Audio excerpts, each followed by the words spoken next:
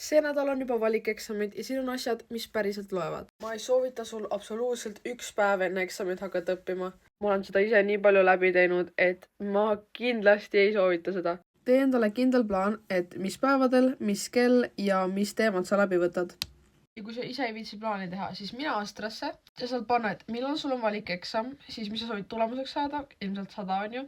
Laad siia üles failid, kõik mis õpetaja on andnud, kõik mis sa oled tundides pildistanud, enda vihikust märkmed ja ta teeb sulle reaalselt õppeplaani. Või siis teine variant, Astras on juba olemas sulle õppekava, oleneb mis eksamid sa teed, näiteks seal on bioloogia oma, keemia oma, inglise keele oma. Saad seal iga päev harjutada. Nii et mõtlegi näiteks, et sa teed tund hommikupoole, tund lõunal ja tund õhtupoole. Kui see on näiteks mingi raskem eksam, näiteks keemia eksam või midagi sükest. Aga reaalselt inglise keele jaoks piisab mingi tund päevas. Need õppimised, mis sa nüüd teed, sa pead väga hoolikalt vaatama, mida sa teed. Palun lõpeta doomscrollimine õhtuti ja näiteks harjuta inglise keelt, tee Astras. Näiteks proovi eksamid läbi teha, oled voodis, sa oled nagunii telefonis.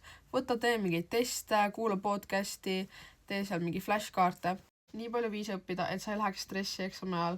Nii et loog kinnigi see viimane eksam ja suvi on reaalselt kohe siin. Edu!